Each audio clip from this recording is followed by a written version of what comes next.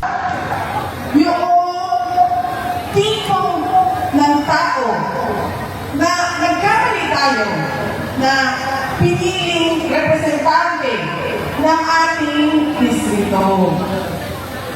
Di po ba yung asawa ay may rape case?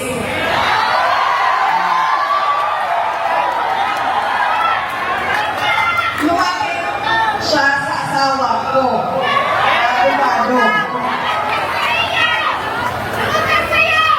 Kaya nga, naghahanap buhay, alam mo, ang naghahanap buhay talaga sa amin, yung asawa ko. Kasi dahil naghahanap buhay, o sige, pagkatin natin ito. O tapos na ang kaso. Magbayad ka na ng 8 million. Ilang beses, siningil ay hindi na bayad. Ganyan ang klase ng tao na mali natin na napili. Tinatakbuhan ang utang. Okay, alam mo, abogado din ako, dumaan din ako sa practice. Hindi talaga nakakabayad lahat. Ang sasabihin niyan, oh, ito attorney, meron akong konti. Ito na muna. Pag nagkapera ako sa susunod, magbibigay po ako. Oh, sa susunod na buwan, ito attorney, konti po. Ito lang po muna ngayon. Hindi ito, hindi talaga eh. Kunwari, walang nangyari. Tapos, nakikita ko, namimigay niya.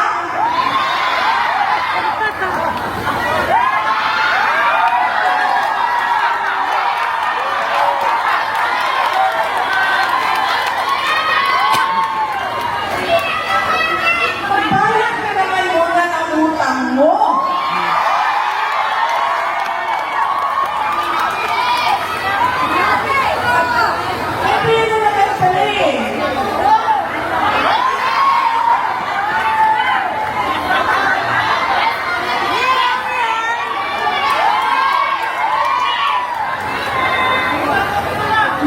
Ako ang ina, ako ang pare. Ako ang pare. Ako ang ina, ako ang pare.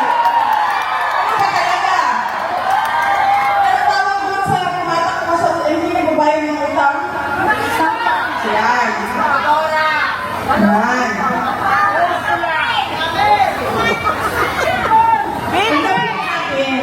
Nagkakali tayo ng pili ng presidente, nakakali din tayo ng pili. Hindi natin natingnan yung kalakas eh. Oo. Diba? Diba? Ganyan ang klase ng pagkakamali namin. Kaya, ngayong darating na Lunes, meron tayong pagkakataon na itama ang mali.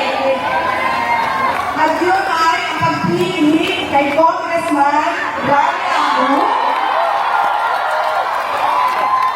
Nagbalik natin sa Kongreso na 9 years napakaganda ng track record naging deputy speaker. At sabi ko nga, pwede maging speaker, di ba? Bakit hindi? Diba? Ihahatid natin lahat doon sa Kongreso, buong Pilipinas. Hatid natin, ito po ang aming piniling speaker. Kami po ang taong bayan.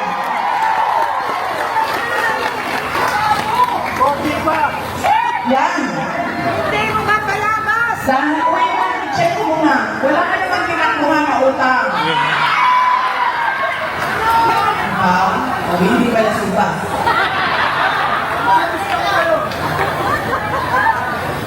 Meron tayong pagkakataon na itama ang mali. Kaya, gawin natin yun. Hindi lang yung pagpili sa representante natin, kaya yung tatlong sinabi ko, una na, napaulit-ulit natin yung pagkakamali bilang mga botante kada eleksyon. Baka pa, sigurado ako, meron tayong nakikita tunay na pagbabago. Nakalagay doon, sinight ko, it is the office of the Secretary General who shall receive the verified impeachment complaint. Ibig sabihin, yung opisina ang magre-receive. Hindi naman talaga sinabing yung mismong boss ng opisina. Kasi kung ganun lang rin naman, di lahat na lang ng opisina ng gobyerno, kapag wala yung head of office, hindi magre-receive ng mga dokumento, di ba? So, ministerial duty lang naman po ang pagtatak ng receive po. So, yun ang sinasabi natin. So, next week, itatry po uli natin ipa-receive. Kaya lang ang problema, paano kung hindi pumasok si SecGen ng ilang linggo? Ibig sabihin, hindi rin magre-receive pa rin sila. Opo. And kailan nyo po na pagpasyahan itong paghahain po ng reklamo? Chairman, ano yung nakapag-udyok sa inyo ng husto? Ano yung pinagbasehan mo? Kumbaga, meron ka bang inantay na ito na yung go signal na talagang dapat maghain tayo ng impeachment complaint? At alam naman natin, ang impeachment, numbers game din po yan. Ano po yung nakikita nyo dito? Alam nyo, sabihin ko sa inyo ang katotohanan dyan.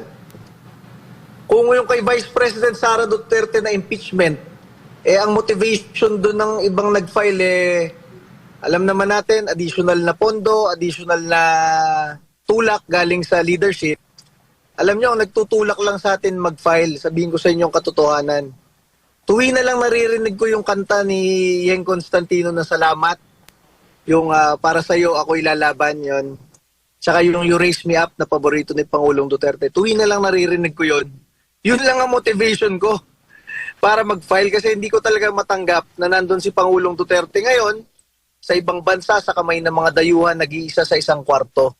Dapat siya ikasama ng mga Pilipinong nagmamahal sa kanya.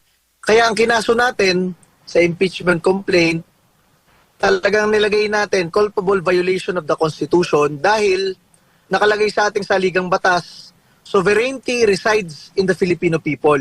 Hindi sa teritoryo ha. Kasi ang teritoryo pwedeng lumaki, lumiit, may dispute pa minsan. Nakalagay sa ating saligang batas, ang soberanya ng Pilipinas ay nakasalalay sa mga buhay na Pilipino. Kaya nung sinurrender mo ang isang buhay ng isang Pilipino nung March 11, sinurrender mo ang soberanya ng bansa sa mga dayuhan. Yun ang ating inilalaban. At syempre, gusto nating merong managot kung bakit nandun ang ating kababayan, si Rodrigo Roa Duterte, na sa ibang bansa ngayon. Chairman, si MJ po ito. Ito pong tanong ng taong bayan, no? Dahil meron din tayong, nakita tayo kahapon sa liwasan. May nagtanong kung may alam daw po ba si VP Sara doon sa ihahain po ninyo na impeachment complaint dahil kung maalala, nauna rin sinabi ng VP na may nakikita siya ng mga impeachable offenses na sinasabi niya na na-commit ng Presidente Marcos Jr. Alam nyo, sa totoo lang, hindi niya alam. Actually, nung nandun na kami sa office of the SecGen at nag-aantay kami ng isang oras, sabi ko sa staff ko, tingnan mo nga kung may binabanggit si VP Sara patungkol sa impeachment ni BBM or kahit sinong politiko na nagbabanggit. Nung napanood namin, nagbanggit si VP Sara ng dalawang possible violation. Yun rin, violation of the Constitution and betrayal of public trust. Sabi ko, ang galing naman ng abogado natin. Sumakto yung kung ano yung ginawa natin, yun rin yung kay VP Sara. Kasi yun talaga yun.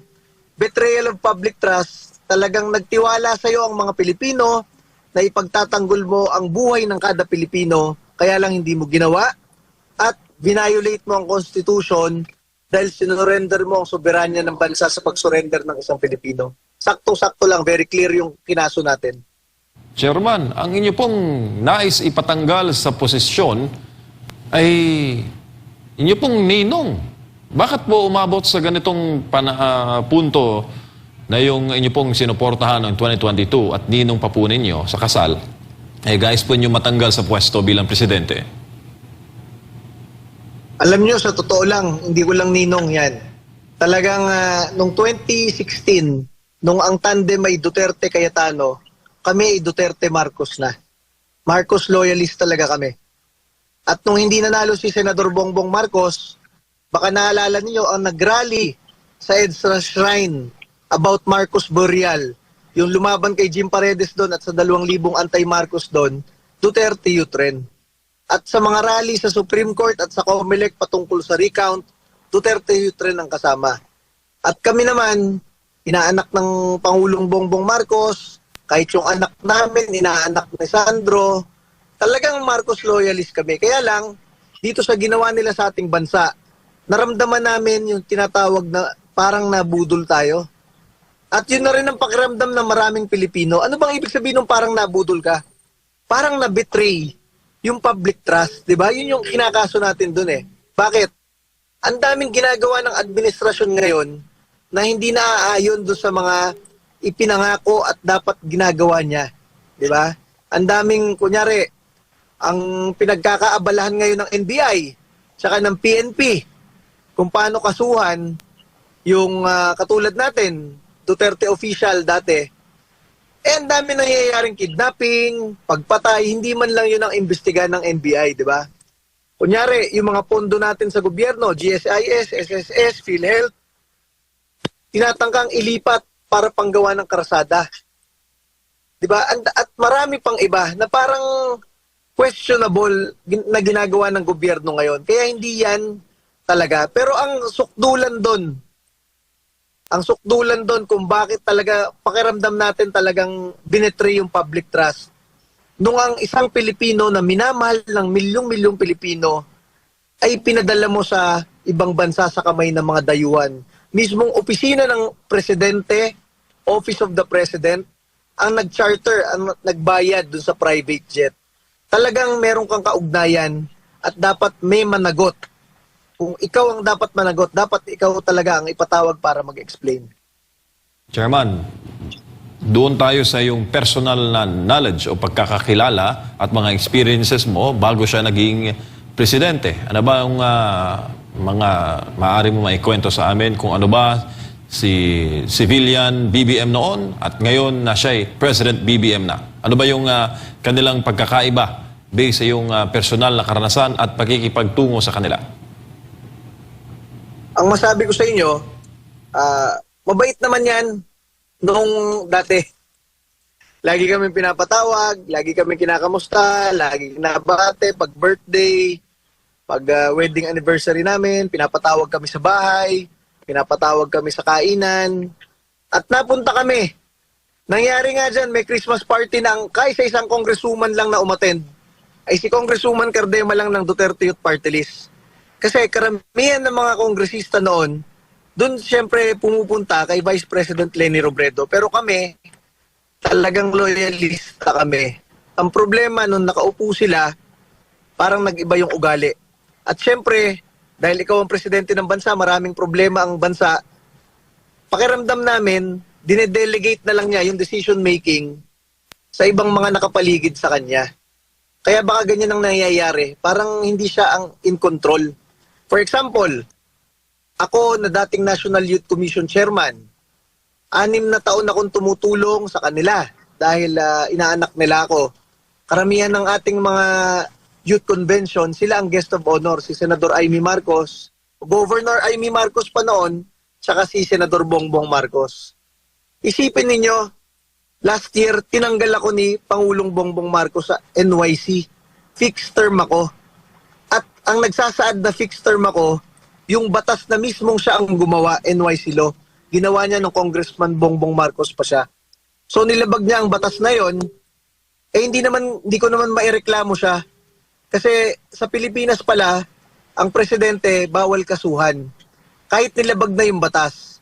Ang pwede mo lang ikaso sa kanya, ito lang talaga impeachment complaint para dun siya managot at magpaliwanag. Chairman, marami po ang nagsasabi na baka naman ganyan po yung mga ginagawa bilang restback o shall we say sour graping, no? Dahil tinanggal kayo sa NYC. Ano pong tugon nyo dyan, Chairman, sa mga ganoong anggulo?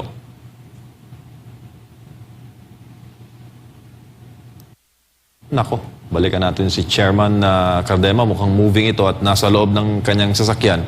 Tumatakbo rin kasi itong Bukal partner sa isang lugar sa Laguna. At campaign period pa naman at mukhang sinusulit yung nalalabing mga panahon. Chairman, andyan ka na ba, sir?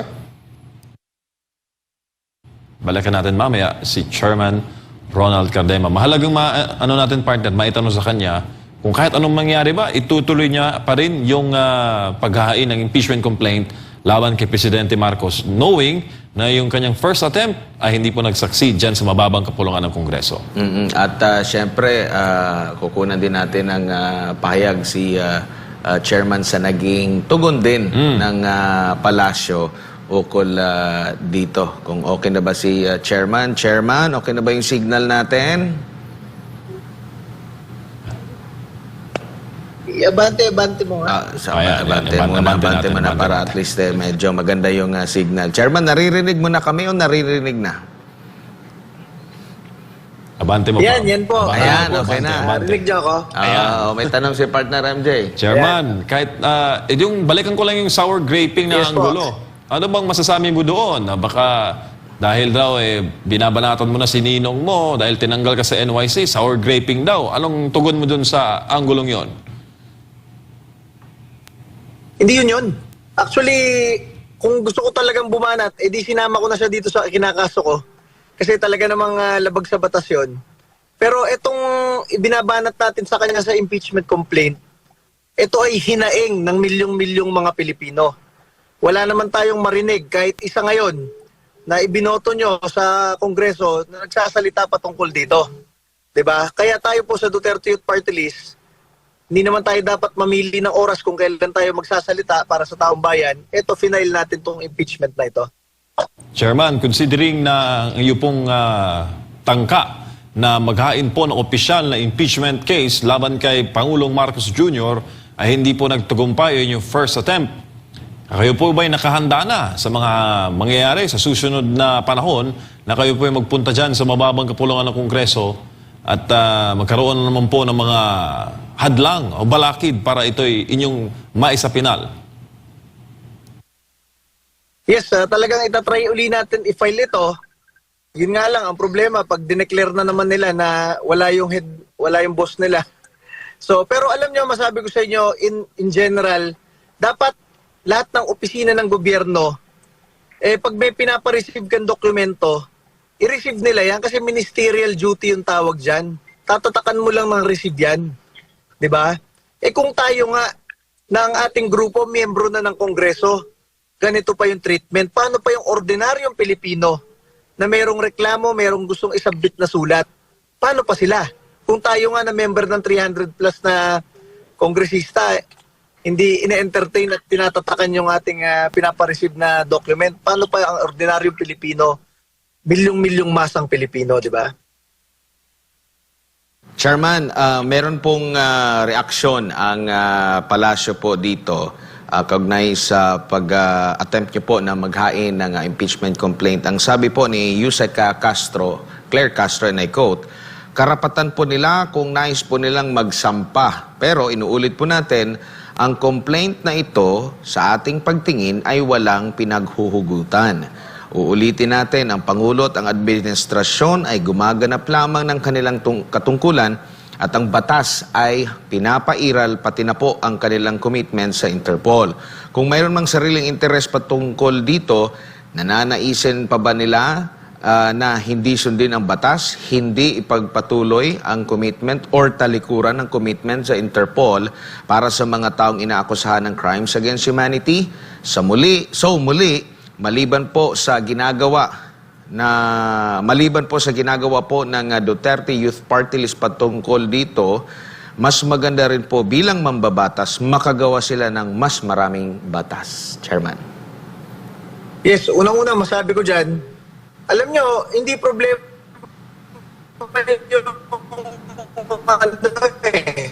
yung paggawa ng batas Kasi ang dami-dami ng batas ng Pilipinas, hindi naman nila ine-execute yung mga batas na yon. Katulad nitong batas ng NYC na pinagmamalaki ng Pangulong Bongbong Marcos na yun ang kanyang landmark law, nakalagay yan sa kanyang profile, sarili mo na ang batas, hindi mo pa pinapatupad, violate mo pa. Tapos sasabihin mo lang ng opisina mo, gumawa lang kayo ng gumawa ng batas. It is the executive who should execute the laws, di ba? But kapag gagawa ng batas, kung kayo mismo sa executive, hindi nyo naman ine-execute yung mismong sarili nyong batas. Pangalawa, yung sinasabi ni Claire Castro, ano yun, yung sa ICC? Opo, na ang sabi pa niya dito na ang kanilang ginawa naman, naniniwala sila na ginaganap lang yung kanilang yung kanilang tungkulin at yung batas na pinaiiral nila ay batay sa commitment nila sa Interpol. So kumbaga, naayon ito sa Interpol na hindi sa ICC. Parang ganito yung naratibo nila. Kasi kung pagbabatayan naman yung sa vlog ni Undersecretary Castro, iba naman yung kanyang pananaw doon. Meron siyang sariling opinion dito noong nagva-vlog pa siya, Chairman. At ang sinasabi niya doon na ang kabilang sa proseso, kung sakaling arestuhin man itong si dating Pangulong Rodrigo Duterte, ay iharap siya sa dito sa local court natin, which is yan yung hindi naganap. Yun nga yung pinagtataka ng iba iba na yung kanyang stand ngayon dito sa mga pangyayari ngayon, Chairman. Yan, buti na banggit yung statement ni Claire Castro. Ang sabi niya dyan, meron tayong commitment sa Interpol. Di ba? Ang palusot nila dyan, hindi sila committed sa ICC, committed sila sa Interpol.